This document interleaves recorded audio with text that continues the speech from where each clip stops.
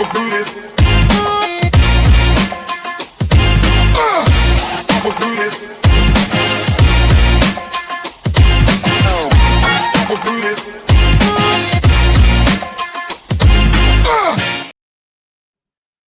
everyone, welcome back to FPL Vincenzo. Purpose of this second FPL case study is to look at fullbacks and the role they have in their Premier League teams and the different roles that can be and how their role impacts their output in the team, the positions they take up for their teams, etc., etc.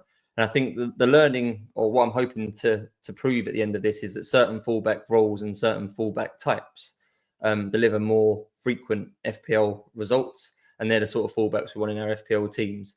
So we'll jump straight into it here and look at general tactical opinion first in terms of structure of a team. So when a team has the ball, they like to set up, a lot of teams like to set up in a 3-2-5 shape with the ball. And that fills the basic principle of having 5 attackers and 5 defenders in your setup. So the 5 attackers obviously stay high up the pitch, try to score goals. And if the ball's turned over, the ball's lost, there's 5 defenders in play to then stop the counter-attack, stop the transition, and to try and win the ball back. So the first big question really is how do teams get into this shape? Because most teams, not all, but most teams set up with 4 at the back, maybe in a 4-3-3. So obviously straight away there, one of the defenders leaves the back line to go somewhere else, all these sorts of questions. And this is the main difference between most Premier League teams. A lot of teams with the ball in settled possession, when they're sort of on the ball trying to break an opponent down, are in a form of this 3-2-5 shape with all zones covered and a nice spacing between players. But it's how they get there which is most notable, because particularly the fullbacks have sort of the biggest role change here in how they operate within this system. And I say once you start to understand this, I think it's a bit easier to then identify who's more likely to get FPL returns.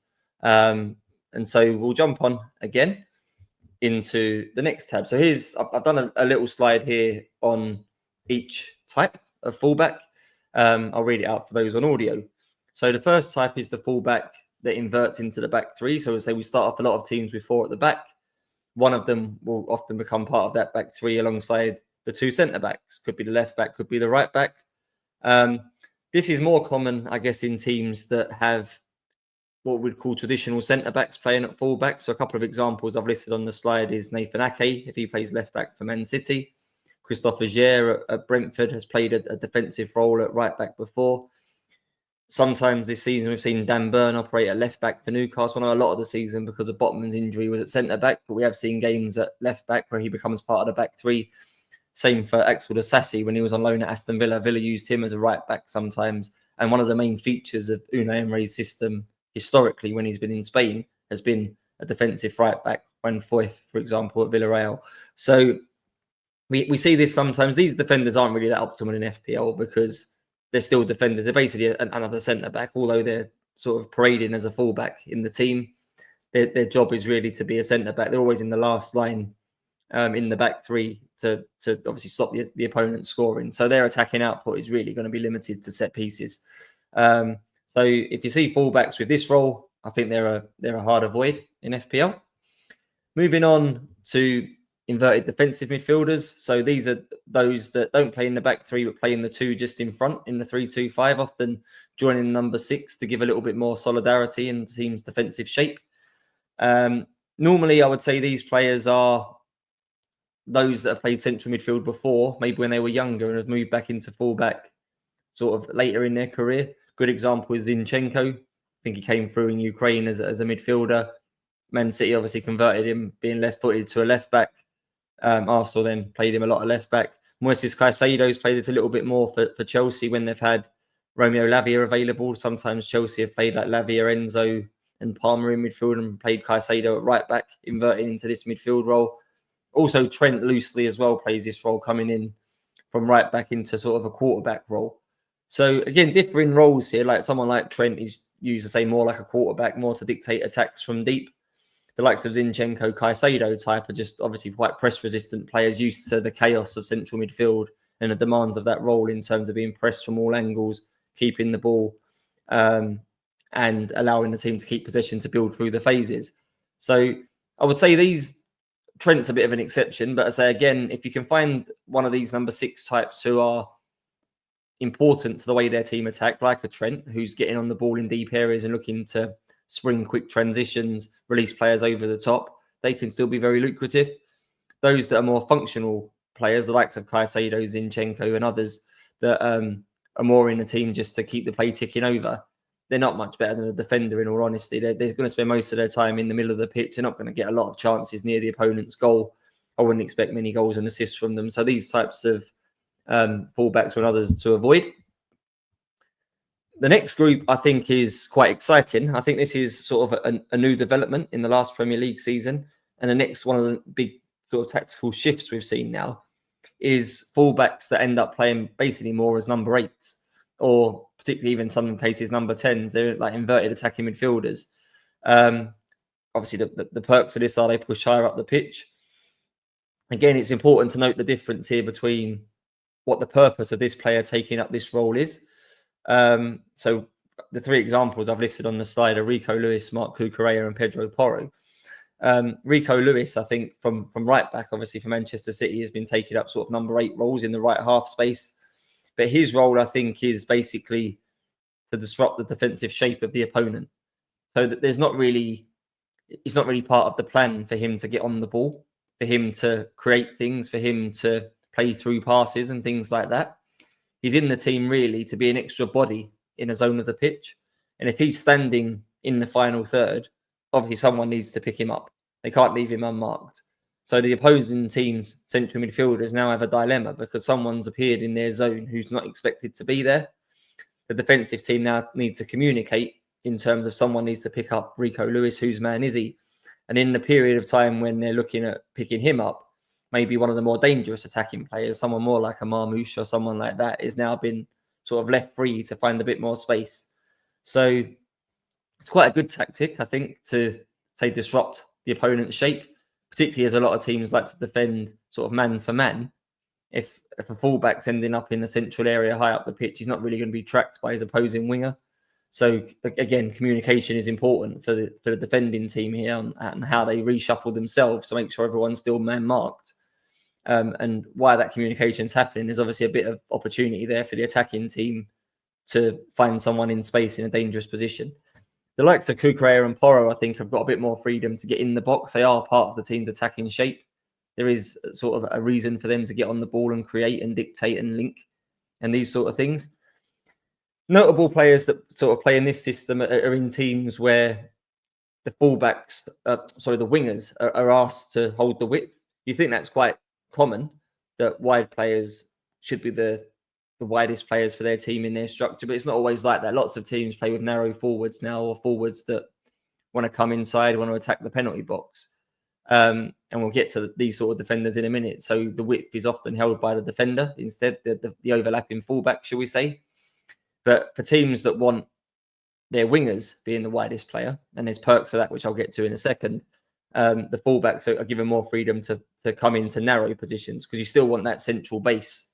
And having that central advantage, more bodies in that part of the pitch is advantageous for keeping possession and things like that. So these are quite good midfielder, quite good fullbacks because they'll be high. They'll be in the final third a lot, and they're central, which obviously gives them more chance of scoring goals compared to someone who's out wide. So these are a new type of defender to keep an eye on, and it's a sort of an advancement in the game where fullbacks are not, as there used to be an analogy, didn't it, when you was at school, that the last players picked often played fullback and just stood there. Now they're actually quite an important part of attacking shape. Next group is what I was just touching on, the high and wide. So for those teams that have narrow wingers or sort of strikers that are being used sort of out wide and things like that, someone needs to hold the width to stretch the pitch. Quite an important part of doing well in football is to stretch the pitch in all directions, having players willing to run in behind, having players willing to hug the touchline to keep the defensive shape less compact. The wider you can stretch the pitch, the higher you can stretch the pitch, the less compact the opponent's going to be. So lots of teams use fullbacks now to hold width and allow the more creative players, the better attackers, to play more narrower. I would argue there's generally more space out wide because of how compact the middle is. So I'd rather have my best 1v1 dribblers out wide to take on a fullback where there's space and beat them, Man City do this with the likes of Doku and things like that, can isolate him 1v1 against a fullback, he can burn past them. Then the question is, does he have the end product to pick a good cross out, which is questionable with him. But many teams don't do it like that. I say they like to have their fullback high and wide. Good example, Anthony Robinson last year at Fulham, always very high and wide in the attacking shape. So Fulham played 3 or 4 at the back, but say they had 4 at the back. The right back would come into the back 3. The 2 central midfielders would protect in front. Robinson would go into the front 5 in the wide area, and someone like Iwobi, who started off wide, would then play narrow. Villa did the same with Luca Digne. Livramento tends to be quite high and wide. And obviously teams who have wing backs tend to leave them high and wide. The likes of Daniel Munoz, Patrick Dorgu, players like that are other examples of this. So these are obviously quite good because they're in the attacking line of 5, but they are wide. So how much output do you expect from them when maybe they're not getting as many penalty area touches? Maybe they're more, the bigger responsibility is to put crosses in and things like that rather than to score goals. Again, it's important to note the difference. Someone like Munoz is maybe given a bit more freedom to get into the box, attack the back post, be a key part of Crystal Palace's transition, where someone like Robinson isn't used like that. So although they're both high and wide defenders, the way they're used by their respective teams is a little bit different. But as a general sort of theory here, high and wide defenders are worth having because you know they're going to spend quite a lot of time high up the pitch in the opponent's penalty box. Then the final group here, before I move on to the main point of this, the final group here is fullbacks now with skill sets to perform many of these roles. So I've mentioned inverted centre-backs, I've mentioned inverted defensive midfielders, inverted attacking midfielders, and those that stay high and wide. So 4 defender types here, or 4 fullback types and different roles they can take up. Some defenders cover multiple of these. Some might even be able to play all 4 of these roles. I would say someone like Jurrien Timber, Arsenal, I think in certain games he could be used as a third centre-back. I think he's very capable of moving into central areas and keeping play ticking over as a 6. He can move into number 8 roles, and Arsenal are very dynamic in that way as a team where people shuffle around within the system to try and confuse the opponent and mess up people's man marking plans. So you can do that. And in theory, he could overlap Saka as well if that was necessary. So there are players that play multiple of these. If you look from the attacking standpoint, who could play as an inverted 8, who could play high and wide, someone like Aït-Nouri, someone like Lewis Hall, someone like Pervis Estupiñán, I think are quite good sort of attacking options who are fluid and dynamic. The hard part with these players, and I think it's one of the challenges we'll have in FPL this season, is that game to game, you're never quite sure what role they're going to have. So if you look at someone like Estupiñán, depending if, let's say Lamptey's the right back for Brighton, Lamptey is very much, I would say, a high and wide fullback. So if he's high and wide, Estupiñán's probably going to play as an inverted centre-back in those games. Whereas if Veltman's in the team as a right back or someone like that, he's more defensively minded, Estupiñán will then be given license to get forward, who may play high and wide. So for certain defenders and the more flexible ones, like I've listed here, they're adaptable.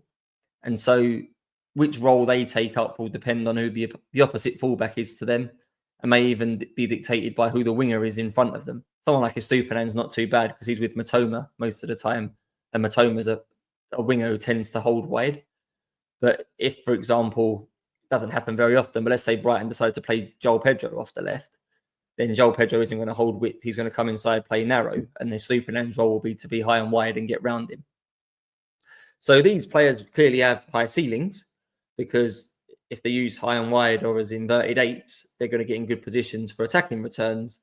But when we have to lock in our team at deadline, we're unlikely to see the team sheet.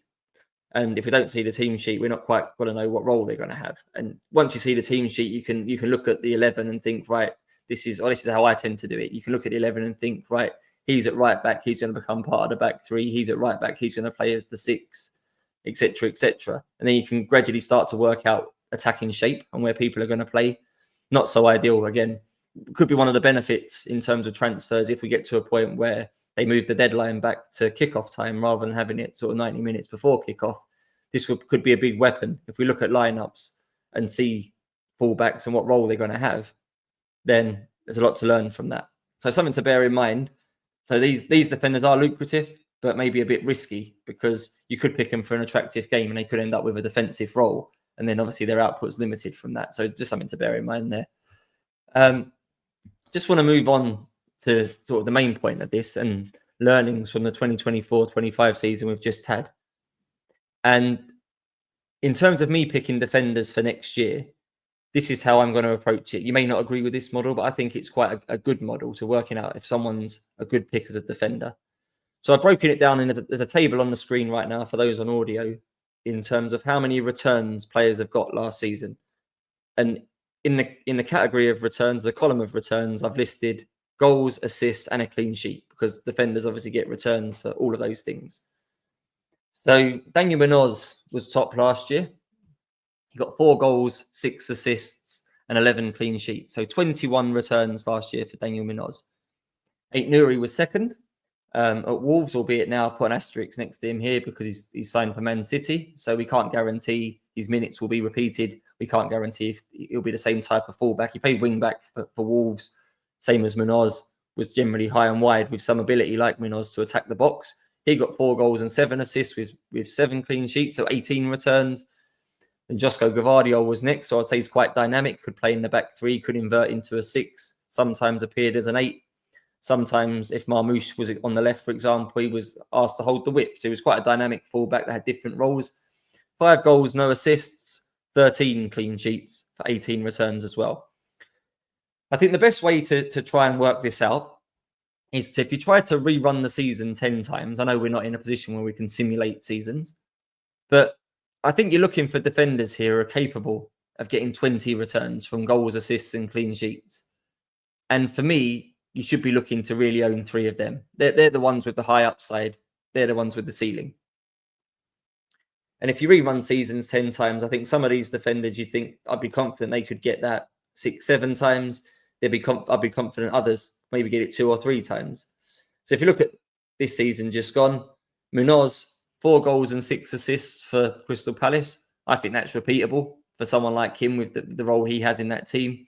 He got 11 clean sheets. I think that's repeatable for Palace. I think 10 clean sheets a season is realistic. 20 returns for Munoz consistently, I think, is definitely achievable. So he's the type of defender that should be very high on my shortlist to own in game week 1 next year. Which other ones on this list do we think can get 20 returns consistently? I say rolling down the list, Munoz got 21, Aït-Nouri 18, Gvardiol 18, Kerkez 17, Cucurella 16, Olarena 15, Lewis Hall 15, Anthony Robinson 15, Pedro Porro 14. So if I pick a few names out here, Lewis Hall got 15. He only played 2,195 minutes, which is about 1,000 less than many others here. Do I think he could have got 5 more returns in 1,000 minutes? Remember, that includes clean sheets as well. Yeah, I think he's capable of 20 returns. No goals last year. That's probably could be changed. I think he's capable of 2-3 goals. I think something like 2-3 goals, 6-7 assists, 10 clean sheets for Lewis Hall this season is more than achievable. So I think he's one of those that could be a bit cheaper. Maybe they'll only price him at 5 million in FPL. I think he's one that should be on radar. Same as Pedro Porro here, 2 goals and 6 assists. Not incredible. I think that's underachieving for him. I think normally you would expect more. I think in terms of big chances created and things, he was very prominent amongst defenders. So you've got 8 attacking returns, only 6 clean sheets, obviously under Postecoglou. Now, Thomas Frank's the manager. I think we expect now that Tottenham's clean sheet numbers will improve. I think Porro will still be quite pivotal to how Tottenham attack. So I'd probably put Porro quite high on defenders capable of getting 20 clean sheets. So if they price him at 5.5 million, I think he's high on my shortlist. Whereas someone like Anthony Robinson here, I think 10 assists for him is probably an overachievement. He overperformed. Do I think that's sustainable? My gut feeling is no. I think 10 attacking returns in his role is a lot. He obviously didn't score to go with his 10 assists. He did only manage to keep 5 clean sheets somehow, though. Realistic for Robinson is probably something like 7 attacking returns, 10, 11 clean sheets, I think is what would be an average for Fulham. So I'm putting him on something like 17, 18 returns over the season. I don't think that's quite enough. I think there'll be other defenders at his price point. We haven't got the prices yet, but there'll be other defenders at his price point that can get more returns than he can. So he's one of those players right now that I'm expecting to be priced a little bit highly. I don't think he'll be 4.5. I think he'll be 5 probably. It'll be priced a little bit higher based on output from last year, but I don't think that's sustainable. The same with Olarena. I think 15 returns from him last year, backed up by 12 clean sheets. I think that's overachieving. So as a rough guide, there's 3 names. Say Aït-Nouri because he's changed club. Kerkez looks like he's going to Liverpool. What will his role be? I think there's a separate pod I'll do on that, on Liverpool's tactics and style before the season starts. Let's see where they get to with all of their transfers first. But maybe he won't have the same freedom to get forward he had at Bournemouth, where he was probably the more attacking fullback. I would hesitate to guess that Frimpong's going to be the more attacking fullback should Kerkez go to Liverpool. So Kerkez's role may be a bit more restrained. So let's see if his output can improve. But 9 clean sheets, you'd expect more than that from him. But he's competing with Andy Robertson. So Munoz, I think, 20 is doable. Aït-Nouri, I think, is a wait and see in terms of minutes. Gavardio, how's he going to be impacted by the likes of Aït-Nouri joining? Kerkez, new team, we don't know. I think Cucurella had a role change midway through last year. Started off maybe more defensively and then was given more freedom to invert into attacking midfield roles. Definitely noticed him more in eye test sense, being in opponents' penalty boxes a lot more. So I think Cucurella is a sort of person that could get 10, 11 clean sheets and 9, 10 attacking returns. So he's high on the shortlist. Aina, I don't think so. Hall, yes. Robinson, no. Porro, yes. So this is how I'm going to look at defenders this year. Go through the whole list of fullbacks. How many clean sheets would you expect them to get on average over 10 seasons? How many attacking returns would you expect them to get on average over 10 seasons? If it's around 20, I think they're shortlistable. And maybe make a note of what fullback type they are. Are they a high and wide fullback? I think they're obviously quite lucrative because they're in the front 5 of their team. But just remember, some tend to hang wide. Some have more freedom and responsibility and reliability in terms of getting into the penalty box to attack the back post. And obviously, if they get into the penalty box more, that maybe some of their assists will be easier, like a square ball across for a tap-in or something, which is a more likely assist than someone whipping a cross in from the touchline. So just generally keep an eye out for those defenders that invert into sort of number 8, number 10 roles, those that play high and wide, and particularly keep an eye on those that are quite dynamic, particularly in the attacking part of the pitch. You don't really want defenders that are in that back 5 shape, whether that's in the back 3 or in the 6 roles just in front of that. Just some takeaways to finish then. So I probably touched on that a little bit just now, but I'll just recap for the 25-26 FPL season. Pick those fullbacks who are a part of the attacking unit of their team in that front 5, whether that's high and wide as a winger or in one of the sort of 8-10 roles. You want those over the defensive ones. You want those really, I think, with more license to be involved centrally. Greater probability of goals for those players that are in central areas rather than stationed out wide. And just be aware of those dynamic and fluid fullbacks because they're harder to predict. Their roles aren't repetitive. I say someone like Jurriën Timber is a good example of this. Lewis Skelly next year as well. I assume FPL will price him as a defender this year rather than a midfielder. He often moves as a number 6 alongside Partey when Arsenal are building through the phases, but he can move into number 8 roles. He can play high and wide if Martinelli plays narrow, but even within the same game, he could adapt and be fluid. And again, depending on who the other fullback is and depending on who the winger is in front of him, that will have an impact on his output. So we have to bear in mind all of these things. That's the end of this pod. Hope you found that interesting in terms of fullback positions.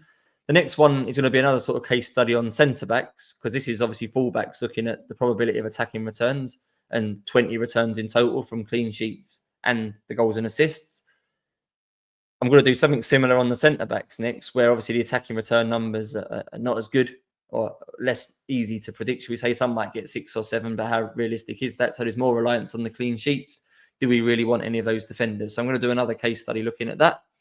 But for now, I'd appreciate if you could subscribe to this channel if you're enjoying this content and liking the video and leaving some comments. Other than that, I'll leave it till next time. So yeah, thanks all for listening and see you again soon. Let's do this.